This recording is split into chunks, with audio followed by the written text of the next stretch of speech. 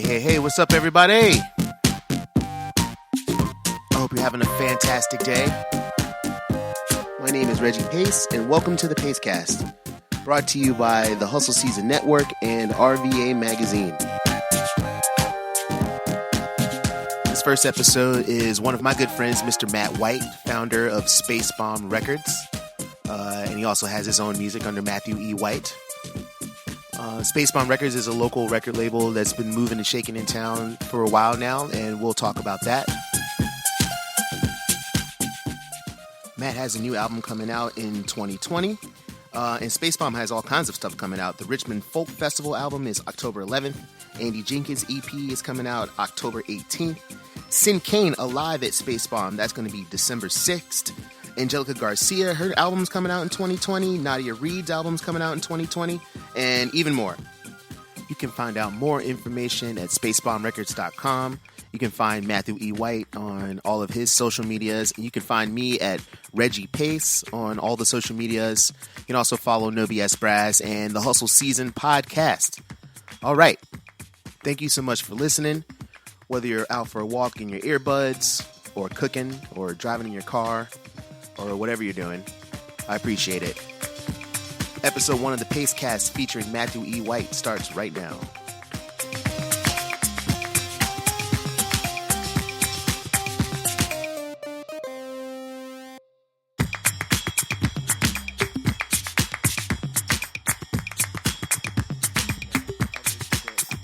Of the people that we were around, our contemporaries, you were like a lot more organized in general. You had like this notebook you carried around, and like you were definitely saw ahead to making some sort of thing, an establishment almost, like early. Like I remember that. I remember when I don't know exactly where that came from. I mean, maybe that's right. I don't know. I remember when we did Patrick Collective, which was something. Shout out Scott Burton. Yeah, Scott Burton, Chris Elford, Brian Hooten. Like when we did that, that was like basically what it was a production company. We didn't ever think of it like that at the time, but looking back on it, that's what it was. It was like a booking and production company, and we brought in basically avant-garde music.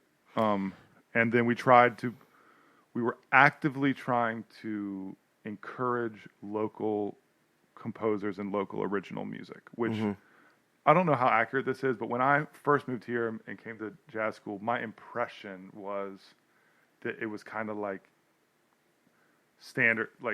standards and bars kind of thing. It was like people playing a lot of the American songbook standard material, and there wasn't a lot of original composition. That could be wrong. In the genre, you mean? Yeah, in jazz. In jazz. Yeah. I don't know how accurate that really is, but that was That's what it felt like. That's what it felt like, and Brian Jones was not doing that. That was a huge, and Devil's Workshop, those guys, that was like a huge massive inspiration to me. I think we all gravitated to them, to that scene. Yeah, definitely. And so Patrick Collective was kind of this, we tried to sort of codify that a little bit or provide like actual venues or a place. And it was a promotions company, man. We were promoting shows and bringing in kind of like curating shows and like asking people, I mean, that's what I took from it. You guys were curating like people who would have never came to town, and you were, I felt like, actively crossing genres within the show. Yeah, that was on purpose and for the audience. Yeah, but there was a bit. I mean, we used to talk a lot about like importing and exporting of Richmond and how it was important to create an economy. I mean, I talked about that. We talked about that really early on. Was trying to create an economy here, and like that would take importing musicians here to kind of try to know about, like, I wanted people to move here, man. That was like early on, like I wanted people to move to Richmond because of the music scene. Right. And that's happened a few times. It did. Yeah, it started to happen a little bit. And then I wanted to provide an opportunity or to provide a network for us to go out and for me to go out and like show my music or, like, to tour and do stuff like that. And all of that was, what's funny is like all of that was like under basically the avant-garde umbrella. Like that was what I was focused on was, like we went up to Chicago and this Ken Vandermark stuff, that was sort of Fight the Big Bull, but that was back to Patrick Collective. So creating an economy and like the import export thing, we did talk about that early on, and then Spacebomb ended up being the kind of like mega version of that. Was like the really focused like thing that I felt like could actually do that. And you speak about... I skipped over all of Fight the Big Bull. No, we're not going to... It's cool. I'm going to go back. Fight the Big Bull, at the time was like still its own weird little animal, though. Yeah, well, that's no what pun say. intended. It's like Patrick Collective birthed Fight the Big Bull, and the Patrick Collective kind of went away. Mm-hmm. Honestly, because I think, or at least for me... Time. We kind of put in our time, but it had opened up doors. I mean, it had opened up venues, it had created a little bit of an audience for people to play original music, and people would come out and see it. I mean, that was, we had kind of broken down some barriers in terms of just creating a little bit of a scene. And by the time Fight the Big Bull started, and we were doing like the bi-weekly thing at Couscous, like people were coming to that, and so that was that was just the goal in general, was to create an environment where people were there and you could write anything and play anything. And we did that for like 5 years, something like that. It was a long ass time. Or it seemed like a really long time. Then when I look back on it, it doesn't seem like as long, but, and then Fight the Big Bull was really like, in terms of me as a musician, like learning how to do everything. Learning how to write, learning how to, just totally finding my voice, learning how to write, learning how to get shit done, learning how to lead, making mistakes, like doing things well and seeing some success. I mean, Fight the Big Bull had more success than it should have. It was popping for a jazz big band. For all things considered, right. I mean, it's like I sort of tell people, I was like, I almost had like a jazz career. Like I almost had a jazz career. We were on the cover. We were on the cover of Jazz Times magazine. Man. Yeah, like it's so funny when I look back on that. And I played for my wife, who never heard Fight the Big Bull, which is amazing, by the way. Funny, but like. I played for her I found the Fresh Air, the Fresh Air thing, which was it. I mean, that was the break. Yes. It was like Kevin Whitehead is a well-known jazz critic, reviewed our 4-song, what the record label called a record, but was really like a demo EP. Well, I mean, the songs are like 13 minutes long, it was pretty much a record. Yeah, and he reviewed it on NPR's Fresh Air and gave it an incredible review. Played clips. Played clips and said it was great and it was amazing. Yeah. And I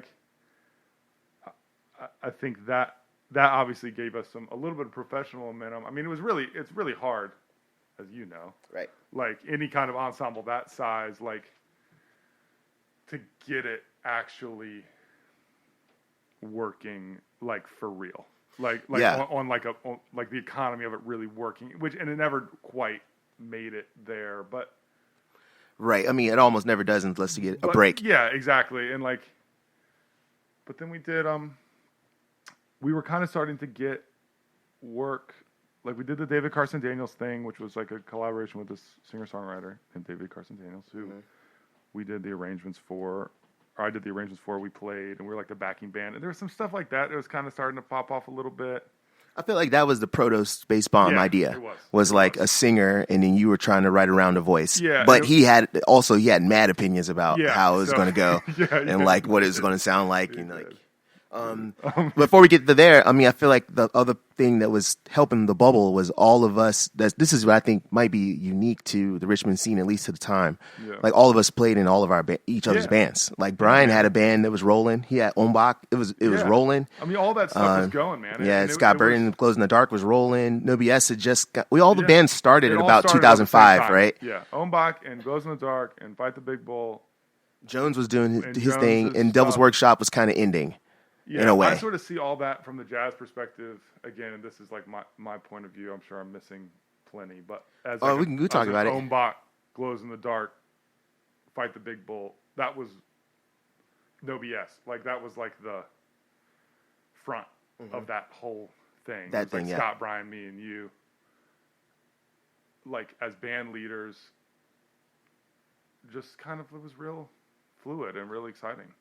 Honestly, We're trying some new shit, and you know, and there was also the rock scene was always kind of going, and cities can be cliquey, you know, as far as like what's okay and what's not okay, what's cool. And I remember there being like tons of pushback as far as like what we were doing, like, was that jazz? You know, we still get that shit. You know, Fight the Big Bull, when we went to Chicago, it wasn't free enough. They're like, what is this, pop music?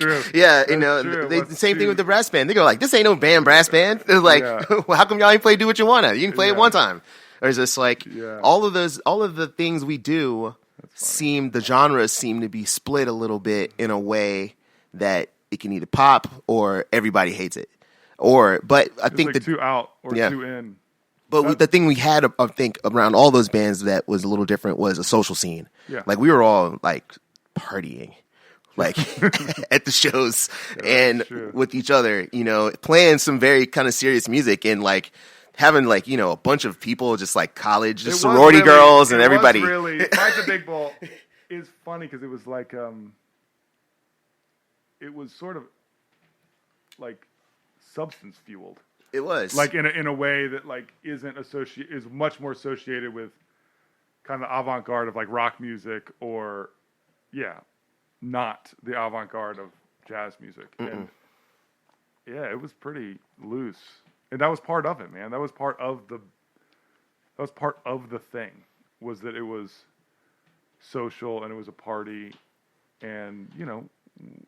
I'm doing it for the love. Yeah, I mean, it was fun, man. Because it was supposed to be fun, and it was supposed to be out and free and wild, but it was supposed to be really fun. Yeah, and it was kind of like a darker, more rock and roll version of Devil's Workshop. Devil's Workshop was a lot more people. Yeah, way more informed by big band culture and like a different thing. So I feel like the next step from there was. Just the idea of making records independently was also happening within our little crew. And it's like a lot of the DIY punk scene and stuff that already permeated the city. I think they were a good resource for us to like figure out even how to do that at all. Nowadays, that kind of thing is ingrained into musicians that are taking their first trumpet lesson, bro. I've taught trumpet lessons for a kid that was in the 7th grade, and he definitely had his own fan page already up on and his own website already. You know, he couldn't play a G scale, but like, you know, it's a different vibe. When you were like, you got to get Twitter, man. You got to get Twitter for Fight the Big Bull. Yeah. It's like, oh yeah, okay, Twitter, I was right about Twitter. Yeah. Twitter lasted, right? There was mad shit about. There was like, you know, MySpace didn't make it. Facebook is just like basically done. ads, and like older folk. It's like taking the place of photo albums and high school reunions. Essentially, he's like, oh, I see what he look like. I'm good. I'm not going to. I'm not getting dressed up to go see what these dudes look like. That's good. So okay. So the brass band was rolling. We all met.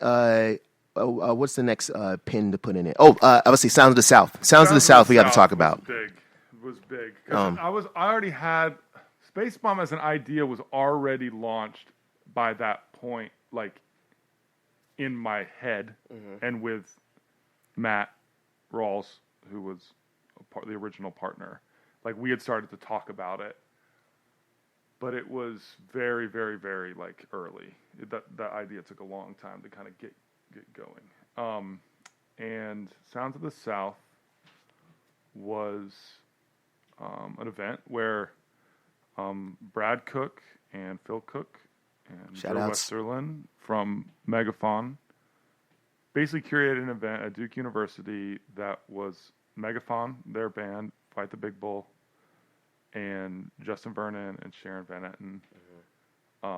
Justin has what used to be in a band with the Megaphon guys, so there's like old connections there and cousins. Oh yeah, the cousins. Yeah, let's forget that. The cousins like grew up together.